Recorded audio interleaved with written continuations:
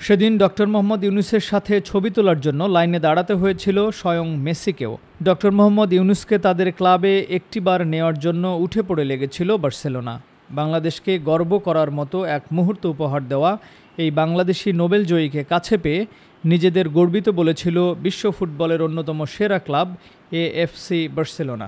শান্তিতে নোবেলজয়ী ডক্টর মোহাম্মদ ইউনূসের খ্যাতি গোটা বিশ্বজুড়ে। মেসির সাবেক ক্লাব থেকে শুরু করে অলিম্পিক সবখানে তিনি বাংলাদেশের নাম উজ্জ্বল করেছেন।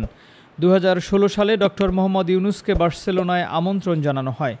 ক্রীড়া জগতের জনপ্রিয়তাকে কাজে লাগিয়ে সামাজিক ব্যবসার মাধ্যমে সামাজিক রূপান্তরের লক্ষ্যে বহুদিন ধরে কাজ করছিলেন দেশের একমাত্র নোবেলজয়ী ডক্টর মোহাম্মদ ইউনূস। 2016 সালে তার রচিত এ ওয়ার্ল্ড অফ 3-0 শীর্ষক বইয়ের স্প্যানিশ ভাষার সংস্করণের উদ্বোধন করা হয় বার্সেলোনায়। আর এই বইয়ের মোড়ক উন্মোচন করা হয়েছে বিশ্বখ্যাত ক্লাব বার্সেলোনার ক্যাম্প নু স্টেডিয়ামে। তখনকার একটি ভিডিওতে দেখা যায় তিনি নিজের নাম সম্বলিত বার্সেলোনায় একটি জার্সি ধরে আছেন। অন্যদিকে মেসি ধরে আছেন ডক্টর ইউনূসের লেখা একটি বই। বার্সেলোনার অফিসিয়াল পেজে এই নিয়ে একটি ভিডিও পোস্ট করা হয়, যেখানে ডক্টর ইউনূস তার একটি বই বার্সেলোনায় সফরের লক্ষ্য এবং উদ্দেশ্য নিয়ে কথা বলেছেন। তিনি সেখানে বলেছেন, বাংলাদেশের প্রায় সবাই বার্সাকে ভালোবাসে, আমিও সেই সম্প্রদায়ের একটি অংশ।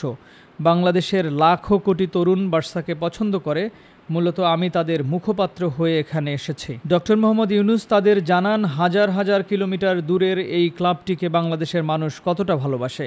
তবে ইউনূস স্বীকার করেছেন, বার্সার বেশিরভাগ খেলোয়াড়ের নাম তিনি জানেন না। 2006 সালে শান্তিতে নোবেল জেতা ক্ষুদ্র ঋণের জনককে স্বাগত জানাতে উপস্থিত ছিলেন বার্সার সহ সভাপতি এবং এএফসি ফাউন্ডেশনের পরিচালক।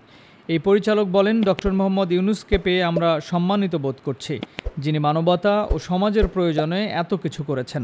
আমাদের মতো ক্লাবের ব্যাপারে তিনি যে আগ্রহ দেখিয়েছেন, এটা আমাদের জন্য গর্বের। একজন নোবেলজয়ী আমাদের ক্লাব দর্শন করেছেন, এর চেয়ে বড় কিছু আর হতে পারে না, যা আমাদের জন্য অনেক বড় ব্যাপার। বার্সার একটি জার্সি উপহার পান ডক্টর ইউনূস। প্রফেসর ইউনূস লেখা জার্সি পরে নিজের অনুভূতি প্রকাশ করেন এই নোবেলজয়ী। এবার সেই ইউনূস ভিন্ন এক কারণে আলোচনায়। সাবেক প্রধানমন্ত্রী শেখ হাসিনা পদত্যাগের পর অন্তর্বর্তীকালীন সরকারের প্রধান উপদেষ্টা হিসেবে কাজ করছেন doctor Mohammad Yunus. Timeline desk, Dhaka.